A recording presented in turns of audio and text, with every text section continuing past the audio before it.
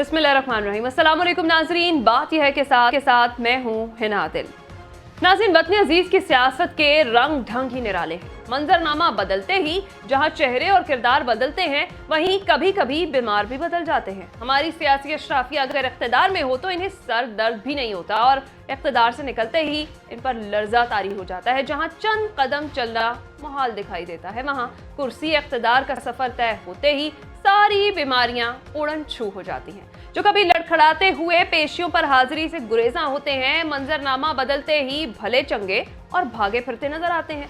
नाज़रीन, आज की बात यह है कि पीटीआई ने तौहीन इलेक्शन कमीशन की दरख्वास्त वापस ले ली। पीटीआई इदारों से मायूस अवाम की अदालत में जाने का फैसला कर लिया। पीटीआई रहनुमा लतीफ खोसा का कहना है सारी पार्टी को तितर बितर कर दिया गया, तो दूसरी तरफ सुप्रीम कोर्ट का कहना है कि फैसला तस्लीम करना है करें, नहीं करना ना करें। प्रोग्राम के दूसरे हिस्से में आज हम बात करेंगे इलेक्शन गहमा गहमी, सियासी क़यादत मुतहरिक है। मुस्लिम लीग नून ने बगैर मंशूर इंतखाबी मुहिम का आगाज कर दिया है। मरियम नवाज का यह कहना है कि पीटीआई का इंतखाबी निशान बल्ला नहीं डंडा था जिससे जुल्म हुआ, जबकि बिलावल भुट्टो का यह कहना है कि अब मुकाबला शेर और तीर का है और JUIF ने मुल्क भर में उम्मीदवारों की हतमी फहरिस्त जारी कर दी। प्रोग्राम के आखिरी हिस्से में आज हम बात करेंगे कि आम इंतखाबात मुलतवी करवाने के लिए सेनेट में तीसरी करारदाद जमा, अमन और अमान की सूरत हाल, सर्द मौसम की बुनियाद पर इंतखाबात मुलतवी किए जाएं, करारदाद का यह मतन था। जबकि इलेक्शन 8 फरवरी को ही होंगे। इलेक्शन कमीशन का 2 टोक मौक़िफ़ सामने आया है। इंतजामात मुकम्मल, इस मरहले पर इंतखाबात मुलतवी करना मुनासिब नहीं है, इलेक्शन कमीशन की जानिब से जवाब दिया गया है।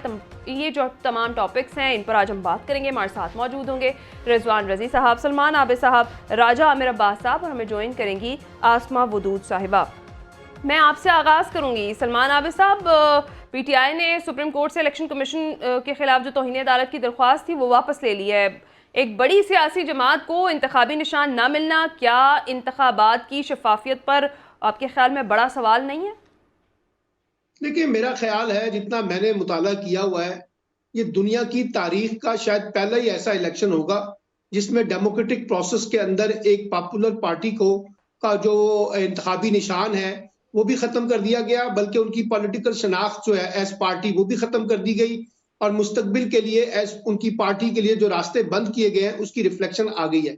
अब हो सकता है बहुत से लोगों के लिए ये बड़ा अदालती फैसला होगा और तारीखी फैसला होगा और कानूनी फैसला होगा, लेकिन हम सब जानते हैं पाकिस्तान की सियासी तारीख का मुताला करते वक्त हमारी हिस्ट्री ही कुछ ऐसी है कि जहां पसंद और नापसंद की बुनियाद पर कभी किसी को लाया जाता है, कभी किसी को निकाला जाता है, कभी किसी के लिए रास्ते हमवार किए जाते हैं, कभी किसी के लिए रास्ते बंद किए जाते हैं। तो ये कोई कहानी नई नहीं है, ये पुरानी कहानी है, सिर्फ स्क्रिप्ट बदल जाता है, किरदार बदल जाते हैं। अब सवाल ये है कि ऐसे इलेक्शन की क्रेडिबिलिटी, यानी आप एक जमात को बाहर निकाल दें, उनको बतौर जमात इलेक्शन न लड़ने दें, तो उसके बाद अगर कोई कहता है कि ये क्रेडिबल इलेक्शन है तो उसका पूरा राइट है, वो उसको तस्लीम करे। लेकिन मेरा अपनी जाती राय ये है, और मैं आपके प्रोग्रामों में बार बार पहले कहता रहा हूँ कि ये इंतखाबात से पहले मुतनाज़ा बनते जा रहे हैं और अब इसकी शक्ल हमने एक और देख ली है। और मैं आपको अगली भी खबर दे देता हूँ, ये जो आज़ाद उम्मीदवार हैं इनको भी इंतखाबी मुहिम चलाने की इजाज़त नहीं होगी। आप देख लीजिएगा, जो लोग भी इंतखाबी मुहिम चलाने के लिए बाहर आएंगे या तो वो गिरफ्तार कर लिए जाएंगे या उनको हरासा किया जाएगा या उनका पीछा किया जाएगा और उनके हमायतियों को, उनके वोटरों को भी डराया जाएगा। तो इसलिए ये भूल जाएं कि लेवल प्लेइंग फील्ड, असल में तो लेवल प्लेइंग फील्ड PMLN के लिए सजानी थी, वो सज गई है। और अब इलेक्शन कराने की जरूरत क्या है? जब आपने तय कर लिया है कि नवाज शरीफ साहब को इक्तदार में लाना है तो बस फिर ठीक है, मुकाबला करने की क्या जरूरत है? वो तो बिला मुकाबला ही इलेक्ट हो गए हैं, क्योंकि अब तो उनके मुकाबले में PTI है ही नहीं, वो तो एक जमात है, वो खत्म कर दी आपने। अब आजाद उम्मीदवार हैं जो जीतेंगे, उनको फिर आप उसी तरीके से अपने साथ शामिल कर लीजिएगा जैसे आपने लोगों की पार्टियां छुड़वाई हैं। उसमें कौन सा बड़ा नयापन होगा? तो मैं समझता हूं कि ये पूरा प्रोसेस है। और ये देखिए, अदालत भी जो है इसकी भी हमारी नज़ीर है ना। हमारे यहाँ अदालतें सियासी फैसले करती रही हैं, नजरिया जरूरत के तहत काम करती रही हैं। इन्हीं अदालतों ने जो सलूक नवाज शरीफ साहब के साथ किया था वही सलूक अब इमरान खान के साथ भी हो रहा है, वही सलूक एक माजी में भुट्टो साहब के साथ भी हुआ, बेनजीर भुट्टो के साहिबा के साथ भी हुआ। तो ये हमारी अदालती तारीख भी हमारे सामने है, कोई ऐसी नई बात नहीं है। इलेक्शन कमीशन का मसला ये है, हमें सबको पता है कि पाकिस्तान में कोई भी ऐसा क्रेडिबल इलेक्शन नहीं है जो इलेक्शन कमीशन के अकाउंट में जाता हो और वो ये कह सकें कि फला इलेक्शन जो है वो सबसे क्रेडिबल इलेक्शन था। हर इलेक्शन दूसरे इलेक्शन से मुतनाज़ा रहा है। एक चीज ये रही है, निगरान हुकूमतों का तजर्बा मैं आपको पहले बता चुका हूँ, एक नाकाम तजर्बा साबित हुआ और पहले भी तजर्बा नाकाम था, अब भी तजर्बा नाकाम हुआ। ना उनकी कोई शफाफियत है, और जिस तरह की गुफ्तगू यानी हमारे निगरान वजीर आजम या निगरान वजीर आला या वजीर करते हैं, उससे अंदाजा हो जाएगा कि इलेक्शन की शफाफियत का जो एजेंडा है वो उनका कितना तरजीह एजेंडा है। बहरहाल पीटीआई अब इलेक्शन में नहीं है बतौर जमात। अब इंफरादी सतह पे वो क्या करती है क्या नहीं करती वो एक अलग बहस हो सकती है। और लेवल प्लेइंग फील्ड की हालत ये है कि आप अंदाजा लगाइए सनम जावेद का और अपना बाकी लोगों के जो मुकदमात हैं, आज के दिन तक जस्टिस बाकर नजफी साहब ने जो फैसले महफूज किए हुए हैं वो फैसले आज तक नहीं, आज के दिन तक जिस वक्त मैं आपसे बात कर रहा हूँ वो सुनाई नहीं गए हैं। यानी डेटें गुजर गई हैं, उसके बावजूद वो फैसले सुनाए नहीं जा रहे हैं। तो मेरा मतलब है अब इस तरह के इलेक्शन को कोई अगर क्रेडिबल कहना चाहता है तो ये उसका राइट है। कम से कम मैं तो इस इलेक्शन के नतीजे में जो नया क्राइसिस क्रिएट होगा, जो नया बुरहान पैदा होगा, वो मुझे नजर आ रहा है कि इस हुकूमत जो भी हुकूमत बनेगी उसकी लेजिटिमेसी का इशू होगा।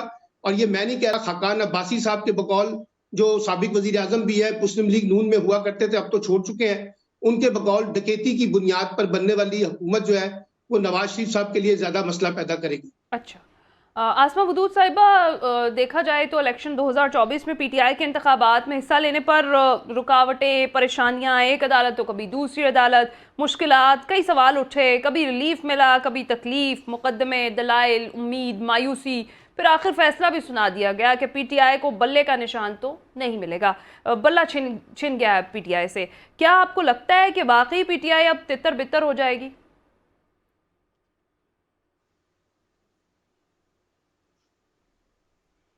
आसमा वदूद साहिबा।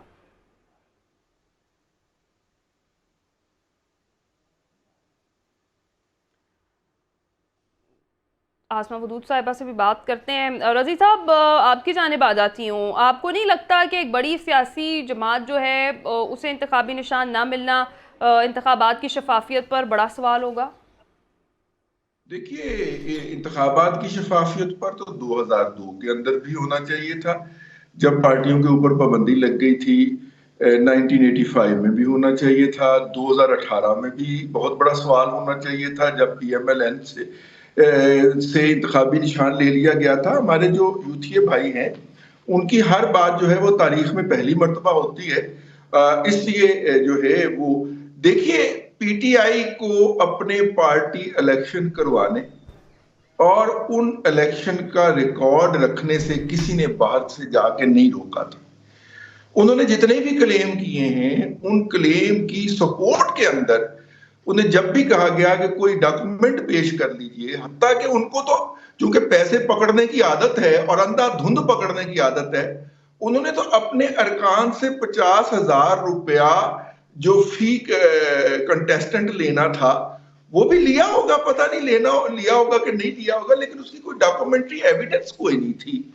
हालांकि वो डॉक्यूमेंट्री एविडेंस बनाने में कितनी देर लगती है कि चलिए आपने वो पैसे लिए थे जी, हमने उनको एक रसीद दी थी, बैंक में नहीं लिए, कैश में ले लिए थे, ओके कैश में लिए थे, रसीद दे दीजिए।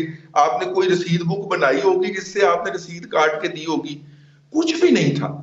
देखिए, पीटीआई और उसके जो हामी जो आजकल शोर मचा रहे हैं वो ये चाहते थे कि अदालत जो है वो उनके साथ लीनियंट व्यू ले, रायत दे दे उनको, अगरचे कानूनी और आईनी तौर पर उनके पास कोई दस्तावेज नहीं है, कोई दलील नहीं है, लेकिन अदालत जो है उनको रायत दे दे।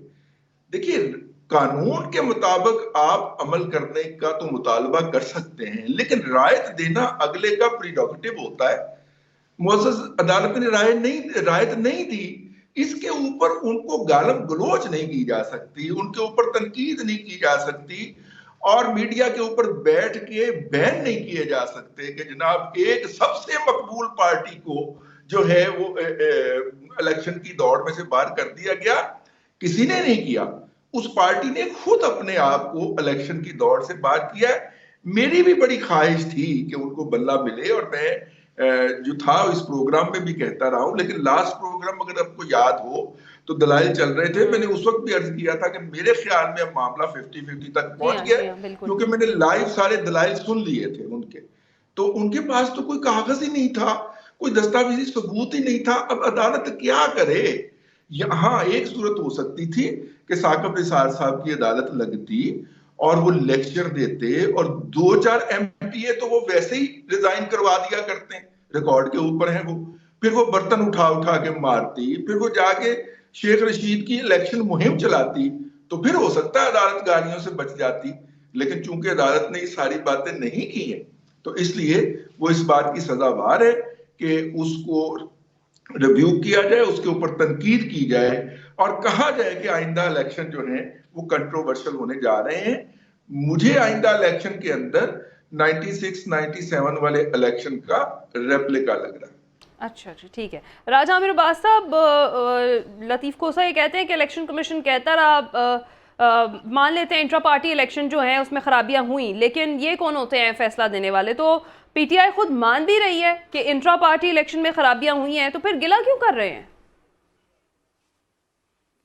देखिए, सबसे पहले तो मैं ये बात वाज़ेह कर दूं कि जो कुछ भी है एक अदालती फैसला है और उसके नतीजे में फैसले की हद तक तो आदमी क्रिटिसाइज कर सकता है, अपनी ओपिनियन दे सकता है, लेकिन ये जो एक तरह की ट्रोलिंग या इस किस्म की बातें हो रही है, ये बिल्कुल नामुनासिब सी बात है कि जी ट्रोलिंग करें या जजेस की ट्रोलिंग की जाए। बाकी जहां तक बात रहा फैसले की, फैसला ऑब्वियसली क्रिटिसाइज किया जा सकता है। एज ए लॉ स्टूडेंट मैं समझता हूं कि इसमें कुछ बुनियादी जो फंडामेंटल राइट्स हैं न सिर्फ किसी एक पार्टी के इन्वॉल्व थे, बल्कि इस मुल्क के लाखों करोड़ों वोटर्स के फंडामेंटल राइट्स इन्वॉल्व थे कि जिनको सुप्रीम कोर्ट जो कि एक आईनी अदालत है उस फैसले में ज़रूर मद्देनज़र रखना चाहिए था कि अगर एक पार्टी के इंट्रा पार्टी इलेक्शंस में डेफिशिएंसीज हैं तो क्या वो पाबंद थे कि जी वो जाके दिखाते कि जी नॉमिनेशन पेपर के साथ 50,000 रुपया अगर जमा हुआ है तो वो तो पार्टी का पैसा है कि वो हमने कहाँ पे रखा है, जेब में डाला है, पार्टी के फ्लैग्स खरीद लिए हैं या किसी अकाउंट में रखा है। ये एक ऐसा सवाल, इस किस्म के सवालात हैं कि जिसको अगर आप जस्ट पोजीशन में कंपेयर करते हैं कि एक तरफ लोगों का जो कि बुनियादी हक है आर्टिकल 17 में कि वो एक right to form a party, एक पॉलिटिकल पार्टी फॉर्म करे, अपना वोट कास्ट करे अपनी मनपसंद पॉलिटिकल पार्टी को, और उस वोट से उसकी जो पार्टी है एक पूरी पार्टी को आपने इलेक्शनिंग के प्रोसेस से, और एक ऐसी पार्टी कि जो कि पिछली हुकूमत में रूलिंग पार्टी थी जिसके बारे में कहा जा रहा है, ये सर्वेज आ रहे हैं जो कि दुरुस्त हैं गलत हैं मुझे नहीं पता, लेकिन बज़ाहिर हमें जो नज़र आया वो यही है कि लार्जेस्ट पॉलिटिकल पार्टी को आपने पूरे इलेक्शन के प्रोसेस से आउट कर दिया। और इलेक्शन सिंबल सिर्फ इसलिए कि जी आपका जो इलेक्शनिंग, इंट्रा पार्टी इलेक्शनिंग, आपका जो दस्तूर है वो उसके मुताबिक नहीं हुए। अब एक तरफ आईने पाकिस्तान है, इस मुल्क का दस्तूर है जो कि प्रोटेक्शन देता है, जो कि फंडामेंटल राइट्स देता है, और दूसरी तरफ एक पार्टी का दस्तूर है जिसको वो जब चाहे उनको बदल सकते हैं। तो ऐसी सिचुएशन में इस फैसले के जो नताइज हैं वो नताइज, मैं अपनी बात नहीं करता, मैं कल खलीज टाइम्स में पढ़ा था, दुनिया का बड़ा पॉपुलर न्यूज़पेपर है, और उसमें बड़ी हेडलाइन से लिखा हुआ था, कैप्शन से लिखा था कि इससे जो आने वाले इलेक्शंस हैं उनके रिजल्ट्स हैं को जीरो रेंडर कर दिया है, उसको बिल्कुल नीचे ले गए हैं। उसकी रिजल्ट्स को माना या उसकी जो कहते हैं कि जी फ्री एंड फेयर इलेक्शंस होना, उसके बारे में जो पहले ही बहुत से सवालिया निशान इलेक्शन कमीशन ऑफ पाकिस्तान और इस पूरे इलेक्शनिंग के प्रोसेस पे थे, वो डेफिनेटली उनको एक कारी ज़र्ब लगी है। और अब एक पार्टी जो कि इलेक्शन से आउट हो गई है, तो ये चीज़ फ्री एंड फेयर इलेक्शंस का जो प्रिंसिपल है उसको डेफिनेटली उसके अगेंस्ट है। और ये फैसला अब तो रिव्यू का टाइम भी नहीं है, इसकी टाइमिंग देखिए, शेड्यूल आ गया, इलेक्शन के बैलेट पेपर्स छपने वाले हैं, 1 या 2 दिन पहले उससे बैलेट पेपर छपने से पहले लोगों ने टिकट्स लिए हुए हैं। इसका ये फैसला आना, this is against the principles of fundamental rights और डेमोक्रेसी का और फ्री एंड फेयर इलेक्शंस का।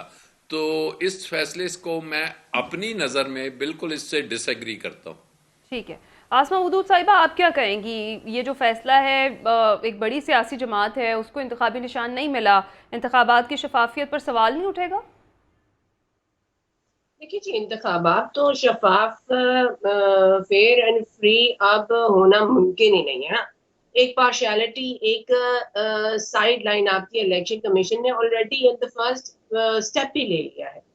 आप मुझे ये बात बताइए कि हम सर के जैसे सर ने कहा कि मेरा फोकस भी टोटल सिर्फ इस वर्डिक्ट पे रहेगा। I am just commenting on the verdict.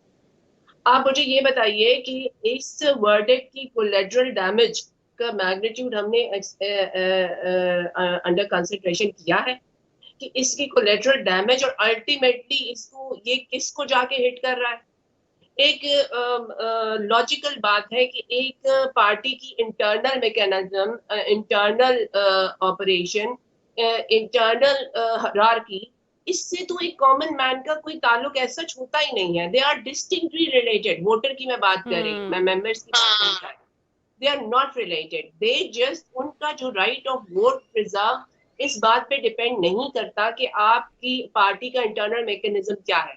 कि किसी भी पार्टी, कोई भी पार्टी अकाउंटेबल नहीं होती अपना इंटरनल मैकेनिज्म और इतना ओपनली डिक्लेयर करने के लिए।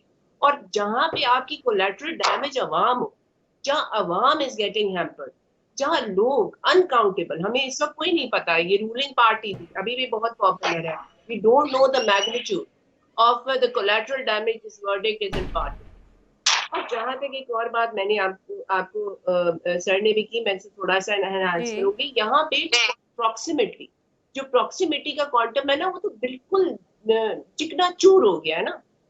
एक तरफ आपकी पार्टी का इंटरनल कॉन्स्टिट्यूशन है जिसके बारे में कॉमन मैन को पता नहीं है। दूसरा आपका मुल्क का कॉन्स्टिट्यूशन है जो कि मेरे राइट प्रिजर्व करता है, आपके राइट प्रिजर्व करता है, हम सबके राइट प्रिजर्व करता है। एक इंटरनल पार्टी की इंटरनल कॉन्स्टिट्यूशन को आपने मुल्क के कॉन्स्टिट्यूशन पे प्रेफर कर दिया। मेरा राइट, आपका राइट, हम जैसे बहुत का राइट वायलेट हो गया। हम चाहे जिसे वोट दे, मगर ये हमारा फ्री राइट है, ये they cannot be deprived of it. और अब एक कंसिडरेबल नंबर आपके जो पॉपुलेशन का परसेंटेज है, that is deprived of that right. उन्हें खुद एफर्ट करना पड़ेगा, उन्हें खुद अपनी जो चीज उनके लिए, उनका एक फंडामेंटल राइट है ना, उसके लिए उन्हें स्ट्रगल करना पड़ेगा।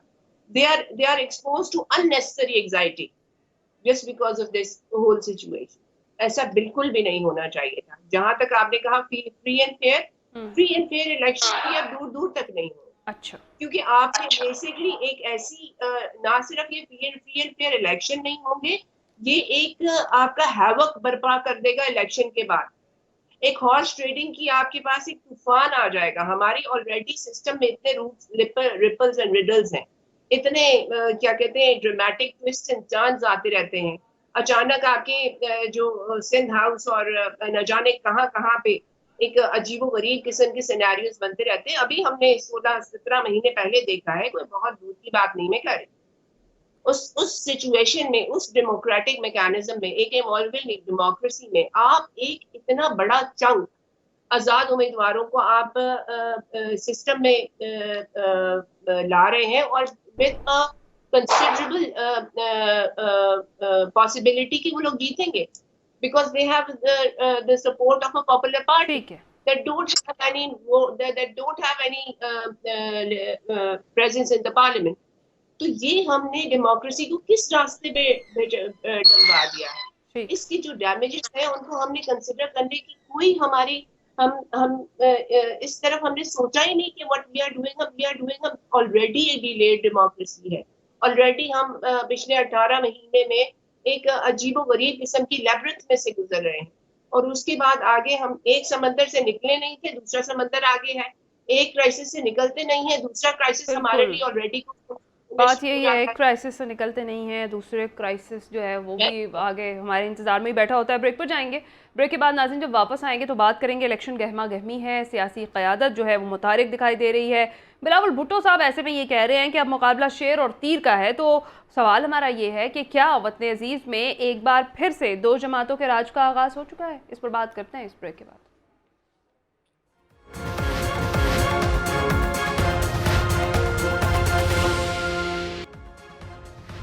वेलकम बैक नाज़रीन। इलेक्शन गहमा गहमी की हम बात कर रहे थे। सियासी क़यादत भी मुतहरिक दिखाई दे रही है। मुस्लिम लीग नून ने बगैर मंशूर के अपनी इंतखाबी मुहिम का भी आगाज़ कर दिया है। मरीम नवाज़ का ये कहना है कि PTI का इंतखाबी निशान बल्ला नहीं डंडा था जिससे जुल्म हुआ, जबकि बिलावल भुट्टो ये कहते हैं कि अब मुकाबला शेर और तीर का है। और JUIFA ने मुल्क भर में उम्मीदवारों की हतमी फहरिस्त जारी कर दी है। रजी साहब, इलेक्शन गहमा गहमी देख रहे हैं हम, सियासी क़यादत जो है वो मुतहरिक है। बिलावल पहले ही मैदान में थे, आज जो मरीम नवाज़ ने भी सियासी मुहिम का आगाज़ अब कर दिया है। क्या देखते हैं, आम इंतखाबात के हवाले से सियासी माहौल अब बनता जा रहा है? देखिए, हमारे दोस्तों को ये शिकवा था, माहौल नहीं बन रहा। मेरा ख्याल है कि आज शायद शिकवा दूर होना शुरू हो जाए। मैंने पहले भी इस प्रोग्राम के अंदर एक से ज्यादा मरतबा अर्ज किया था कि PMLN जो है वो 15 को अपनी मुहिम बाकायदा शुरू करेगी जब उनका मंशूर लॉन्च होगा। और ये उन्होंने मंशूर से पहले ही एक आध जलसा निकाल पा रहा है। शायद वो प्रेशर था जो इस प्रोग्राम से भी उन पे डाला जा रहा था कि उन्हें तो पता है कि हमने जीत जाना है। आज भी यही बात कही गई हमारे प्रोग्राम के अंदर। देखिए, बिलावल भुट्टो जरदारी साहब का एक शिकवा आया है जिसका आपने तज़किरा किया है, और वो है 163 PP 163 से एक साहब है फयाज भट्टी साहब, और उन्होंने इसके ऊपर बहुत ज्यादा इलेक्शन कमीशन के लद्दे लिए। अच्छा, NA 127 में जहां से बिलावल साहब लाहौर में इलेक्शन लड़ रहे हैं, उनके नीचे ये साहब इलेक्शन लड़ रहे हैं।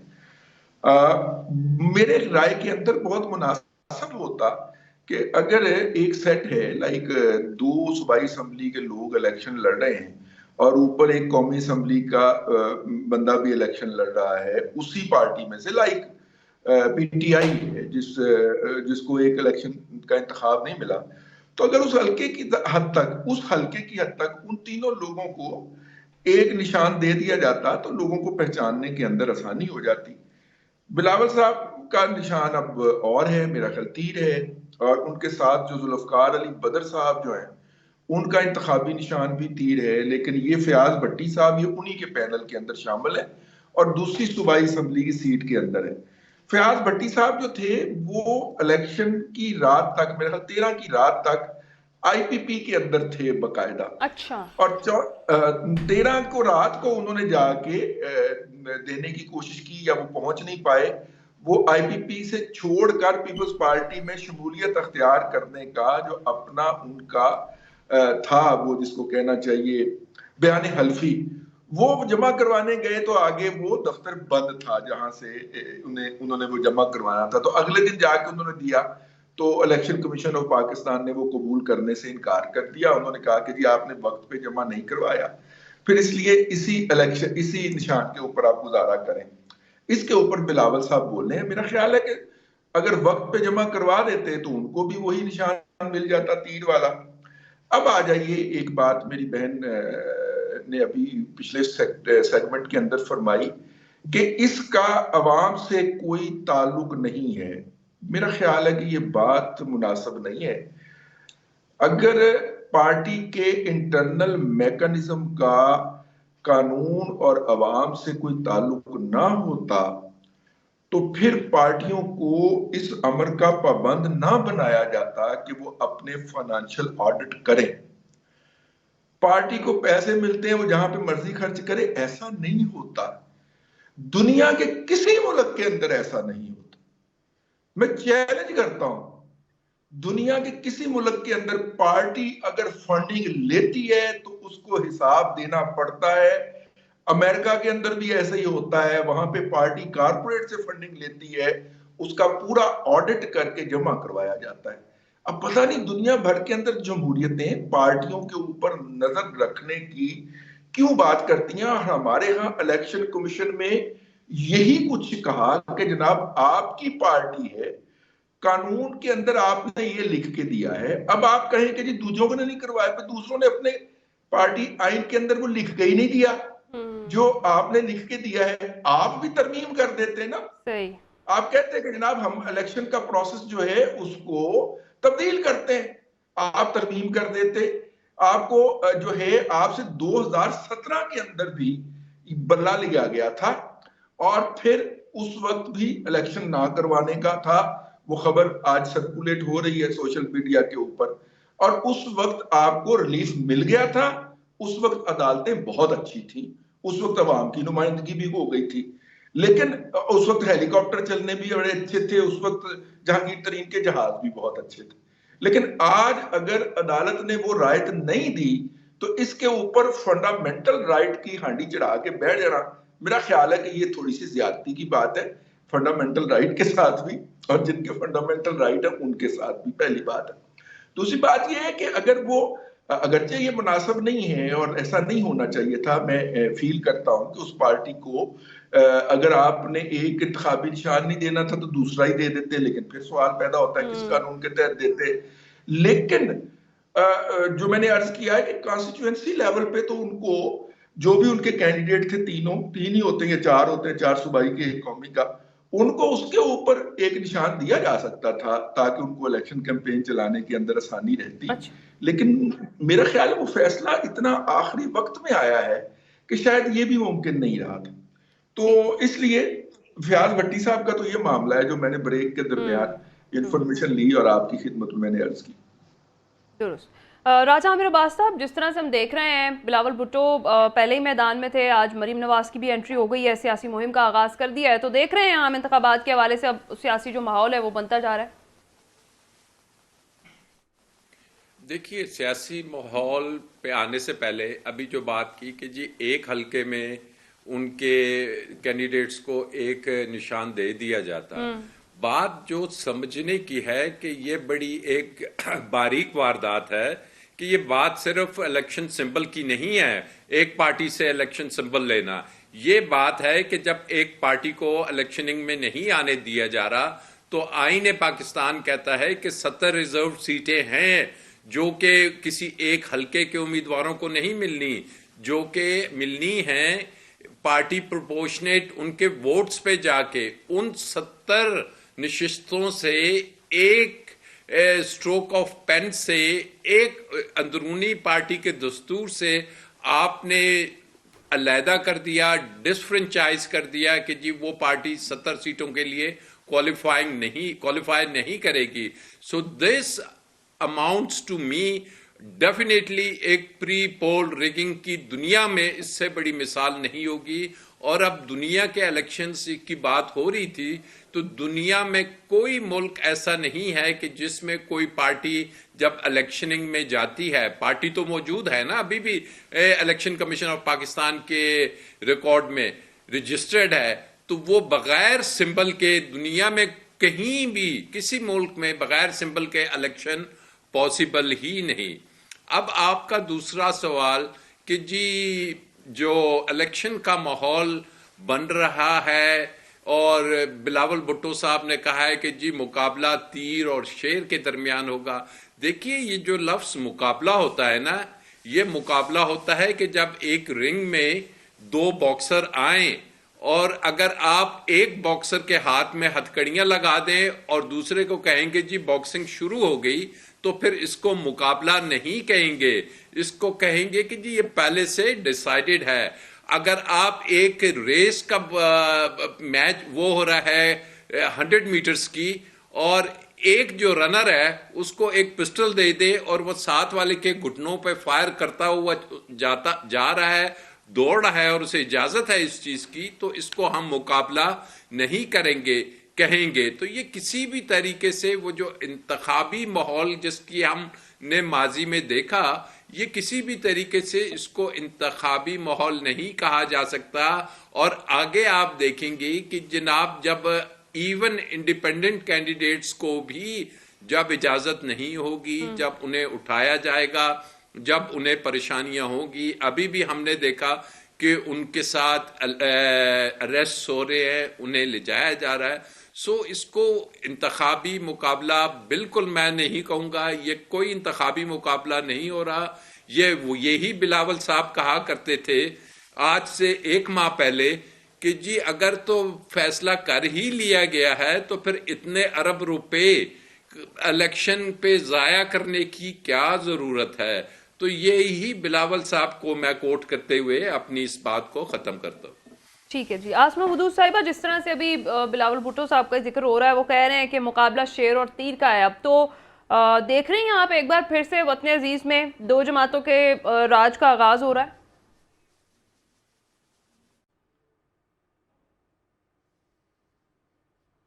आसमा साहिबा, ठीक है। सलमान आबिद साहब, जिस तरह से हम देख रहे हैं, मरीम नवाज साहिबा की आज एंट्री हुई है, सियासी मुहिम का आगाज़ किया उन्होंने कहा कि पाकिस्तान तहरीक इंसाफ का जो इंतखाबी निशान था वो बल्ला नहीं था, डंडा था जिससे जुल्म हुआ। दहशतगर्द को सियासी जमात का इंतखाबी निशान नहीं मिल सकता।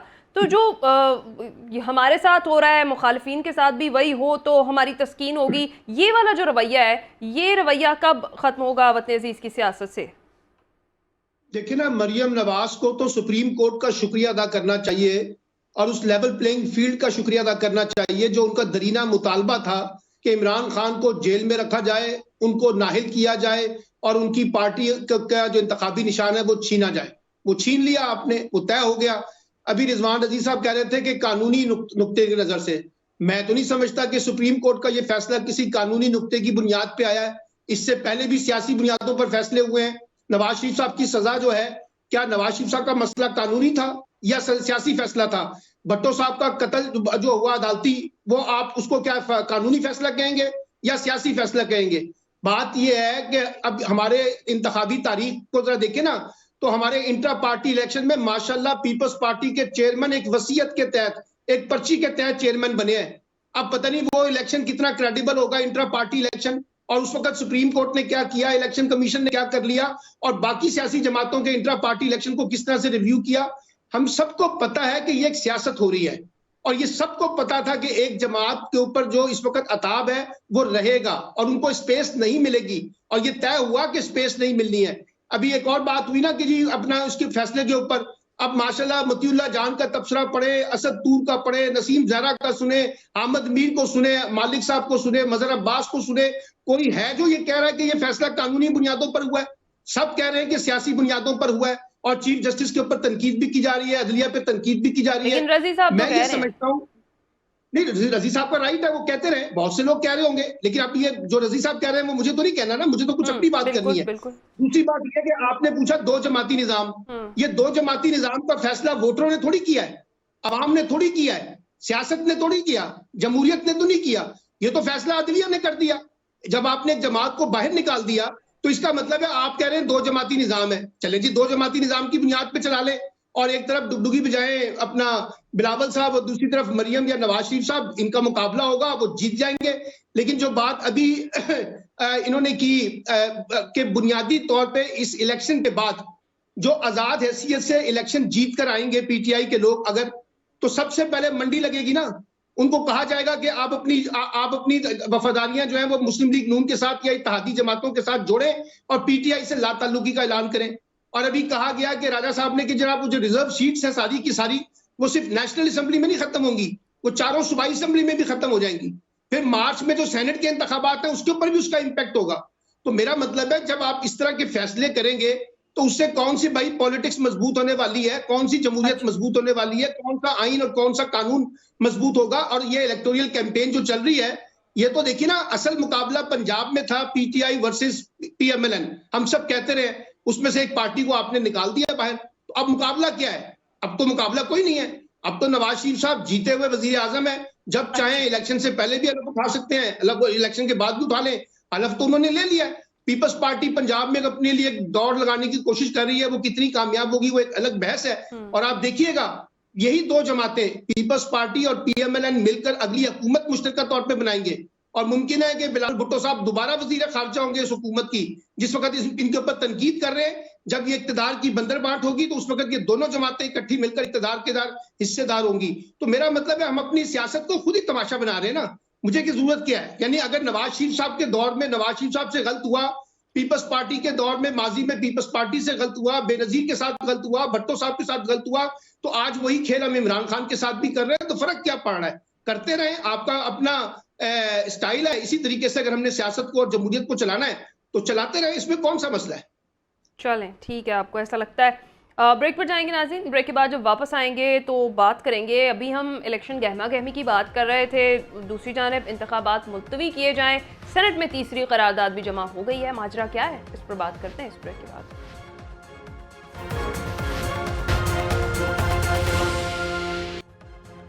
वेलकम बैक नाज़रीन।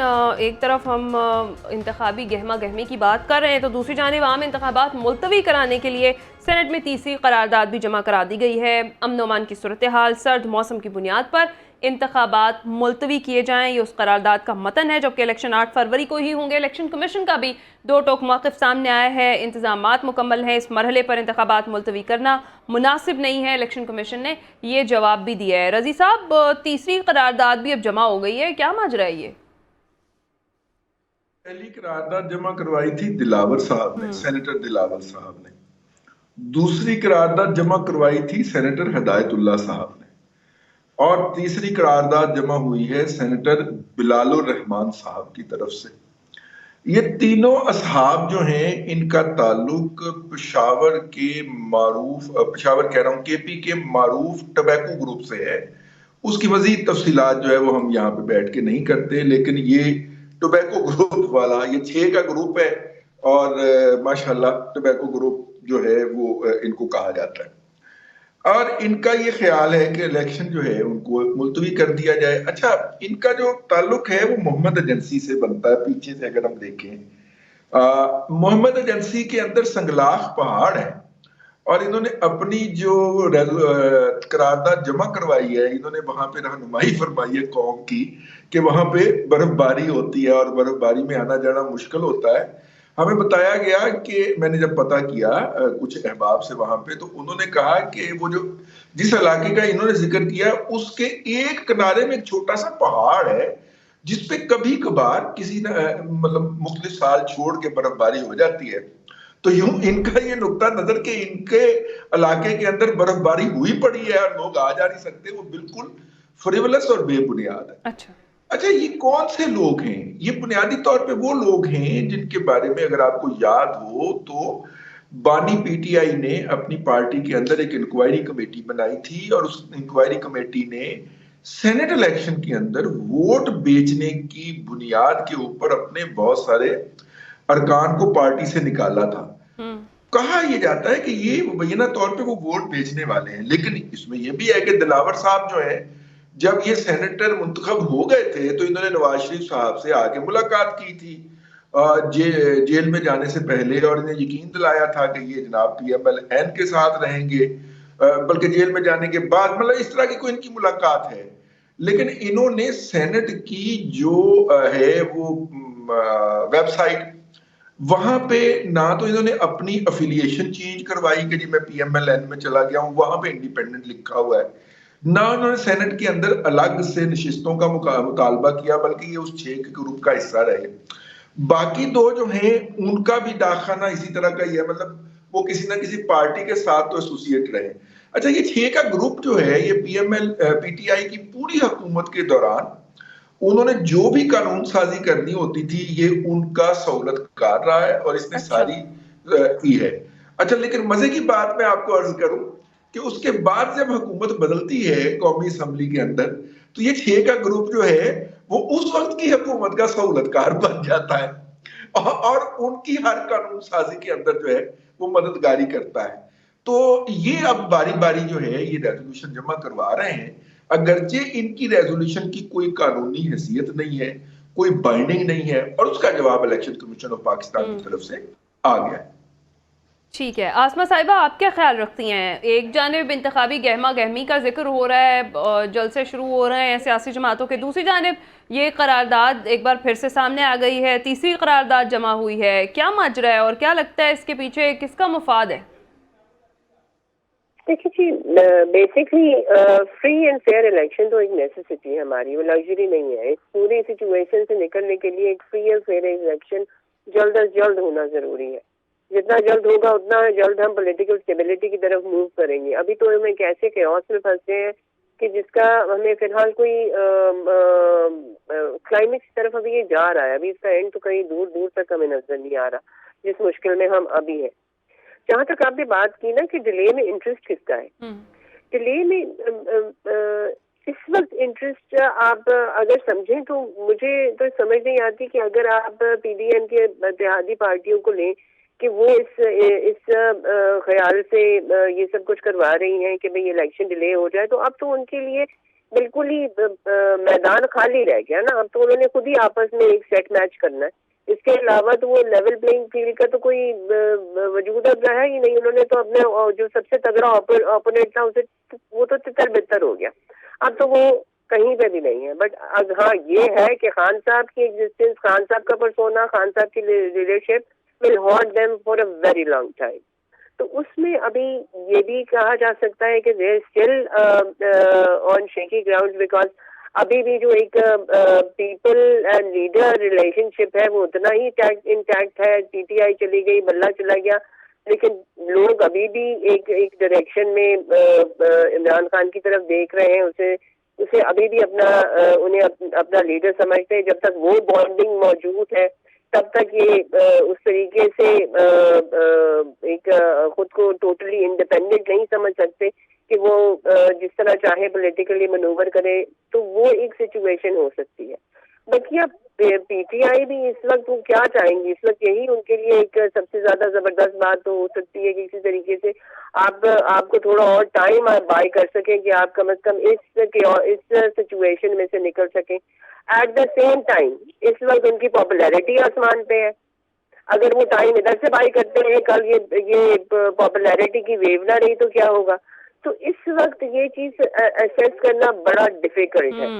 फिर उसके अलावा अगर हम ये एक और बात भी कंसिडर कर सकते हैं, एक और सिनेरियोज, मैं सिर्फ सिनेरियोज आपके सामने रख रही हूँ एज एन एनालिसिस, में से कुछ भी हो सकता है। मेरी अपनी ओपिनियन इस हवाले में अभी मैं खुद भी कंफ्यूज हूँ, तो मैं ओपिनियन किसी की बना नहीं सकती। एक और सिनेरियो ये हो सकता है कि जैसे कि अभी एक न्यूज चल रही है कि one leader is needed to be out and out for good, still he strong in one province, strongest in one province, उसे वहां से हटाना मुमकिन नहीं है। तो मे बी केपी के इस वक्त थोड़ा सा इट्स गिविंग अ सॉर आई। अच्छा, तो वो बहुत सी चीजें हैं जो कि इस तरफ जा सकती हैं, लेकिन इसका इम्पैक्ट क्या हो सकता है? ये सिर्फ एक थीसिस बिल्डिंग हो सकती है कि हमने 1 करारदाद दी, 2 करारदाद, 3 करारदाद, हम ये कहते रहे कि मौसम खराब होगा, कहते रहे कि सिक्योरिटी का मसला है, इस वजह से ये एक थीसिस बिल्डिंग के अलावा और कुछ भी नहीं है। इसका वैसे इम्पैक्ट अगर आगे जाके बहुत सी चीजों को हम बहुत फॉर ग्रांटेड ले लेते हैं, जैसे कि पेशेंट गोलियां थी कि बल्ला चला जाएगा, कोई उन्हें सीरियस नहीं ले रहा था, देखिए अब चला गया। इसी तरीके से करारदादें भी आ रही हैं, इन्हें हम फिलहाल तो सीरियस नहीं ले रहे, लेकिन लेट्स सी कल ये बहुत बड़ी क़यामत बन जाए, क्या खबर। राजा आमिर अब्बास साहब से ही पूछ लेते हैं। राजा आमिर अब्बास साहब, ये जो इंतखाबात मुलतवी कराने की करारदादें जमा कराई जा रही हैं, इनकी कानूनी हैसियत क्या है? देखिए, कानूनी हैसियत इनकी फ़िलहाल किसी तरीके से भी कुछ भी नहीं है। लेकिन इसकी सियासी हैसियत और कल को ये as a piece of supporting evidence use हो सकती हैं कि अगर कहीं ये फैसला कर लिया जाए कि जी केपी में बर्फबारी बहुत ज़्यादा हो रही है, 2-4 माह डिले किए जाएं। हालांकि बर्फबारी तो मरी में बहुत ज़्यादा होती है, जहां से गालिबन मियाँ साहब खुद भी खड़े हैं। पाकिस्तान में बहुत ज़्यादा बर्फबारी होती है मरी में। तो वहां पे अगर ये एक लेम एक्सक्यूज बनानी है कि जी वेदर का, फजल रहमान साहब भी कह रहे हैं, क्योंकि ओवरऑल अगर ये देखा जा रहा है कि जी केपी में का भी जिक्र किया गया है इसमें, बिल्कुल अमनो अमान की सूरत हाल भी है और भी बहुत से इश्यूज हैं।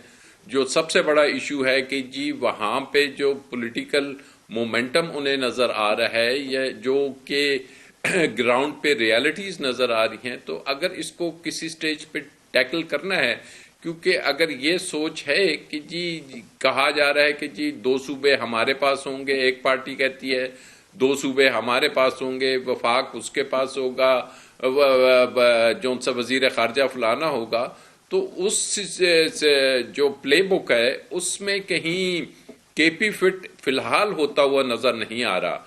तो मुमकिना तौर पे ये किया जा सकता है किसी स्टेज पे। देखिए, ये भी एक इस वक्त तक एक एजम्पशन है, इसको एक कॉन्स्पिरेसी थ्योरी देख लें, लेकिन जैसे अभी कहा इन्होंने कि जी वो तो बल्ले के बारे में भी थी और आखिर में मटीरियलाइज होगी, तो कहीं ये भी बेस ना बन जाए कल को कि जी केपी में इलेक्शंस ना कराए जाएं, जिस पे मैं समझता हूं कि अवाम को अभी से आगाही होनी चाहिए और अदालत भी इस चीज पे, क्योंकि अगर इलेक्शन कमीशन एक पार्टी के इंट्रा इलेक्शंस पे सुप्रीम कोर्ट जा सकता है तो वो सुप्रीम कोर्ट क्यों नहीं जा रहा कि जी ये इस मुल्क का सबसे बड़ा हाउस ये करारदादे पास कर रहा है और सुप्रीम कोर्ट ने तो कहा था कि आप सिर्फ अपनी बेगम से डिस्कस कर सकते हैं, मुल्क के सबसे बड़े हाउस में इस किस्म की बातें नहीं कर सकते।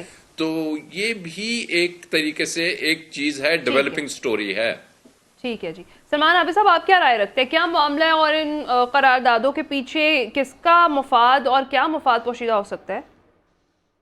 देखिए, ये जो फाटा से सेनेटर होते हैं ना, ये हमेशा से अपनी चालें किसी के कहने पे शुरू करते हैं और ये इशारों पे चलते हैं। इनका मसला महज पैसा नहीं है, बल्कि इनको हम हथियार के तौर पर इस्तेमाल करते हैं जब हमने अपना कोई सियासी मफाद गेन करना हो। अब ये जो 3 करारदादें पास हुई हैं, यानी एक करारदाद पहले मंजूर हुई, 2 पेश हुई हैं और इसमें फिर सेनेटर मुश्ताक की भी, जमात इस्लामी के सेनेटर है, उन्होंने कहा कि नहीं, इंतखाबात हर सूरत में 8 फरवरी को होने। आज एक खत भी चेयरमैन सेनेट को लिखा गया है कि आपने अभी तक इलेक्शन को पोस्टपोन क्यों नहीं किया, यानी चौथी अटेम्प्ट जो है ये उन लोगों की तरफ से की गई है। इसका मतलब है कोई तो है जो पाकिस्तान के अंदर इलेक्शन को सबोताज करना चाहता है या इलेक्शन नहीं देखना चाहता, और वो इन सेनेटरों की मदद से अपने कार्ड खेलने की कोशिश कर रहा है ताकि एम्बिग्विटी को क्रिएट किया जाए। मुझे पूरी उम्मीद है कि एम्बिग्विटी क्रिएट नहीं होगी, 8 को इलेक्शन हो जाएंगे। चीफ जस्टिस साहब भी उसमें वो कहते हैं कि पत्थर की लकीर है। लेकिन सवाल ये है, इस पूरी सेनेट का किरदार क्या है? ये चेयरमैन सेनेट साहब जो है वो कौन है, किसके इशारे पे काम कर रहे हैं? कौन, जो पिछली करारदाद मंजूर हुई थी उसमें चेयरमैन सेनेट का क्या रोल था? सबने देखा था ना। लेकिन उसके बावजूद जो पूरी सेनेट है वो जरा अपना एक मुश्तरका इजलास बुलाए ना, और इजलास बुलाकर कहे कि जनाब ये हम तो इलेक्शन को हर सूरत में 8 तारीख को चाहते हैं। ये कौन लोग हैं जो शरारत करते हैं कि बार बार कहते हैं कि जी इलेक्शन ना होने दे? इसका मतलब है कि साजिशी अनासिर जो है, जो इलेक्शन नहीं चाहते हैं, वो अपना खेल खेलने की कोशिश कर रहे हैं। मुझे नहीं मालूम वो कामयाब होते हैं, नाकाम होते हैं, लेकिन उनके दिमाग में खेल तो है या कोई उनसे खेल खिलवाने की कोशिश तो कर रहा है, जिसकी वजह से एक एम्बिग्विटी क्रिएट की जाती है, भ्रम पैदा किया जाता है बार बार कि जी सेनेट जैसा बड़ा इदारा जो है उसके अंदर क्यों ये लोगों को मसला आ रहा है कि जनाब हर दफा जो एक करारदाद पेश कर दी जाती है कि जनाब इलेक्शन जो है वो पोस्टपोन किए जाए, कभी सिक्योरिटी रीजंस की बुनियाद पे, कभी मौसम की वजह से, कभी किसी और वजह से। तो मेरा ख्याल है कि इस पे खुद जो चेयरमैन सेनेट है, अगर वो वाकई गैर जानिबदार है और पूरी सेनेट के लोग जो हैं और सेनेट में शामिल जमातें जो हैं, उनको अपना इजलास बुलाकर एक वाज़ेह स्टांस देना चाहिए ताकि इसकी नफी हो। लेकिन अगर वो ऐसा नहीं करते और ये 3 के बाद चौथी के बाद 5वीं के बाद 6ठी करारदाद आ जाए, तो इसका मतलब है something is wrong with in the senate, और उसको देखने की जरूरत है कि कौन लोग हैं जो इलेक्शन को सबोताज करना चाहते हैं।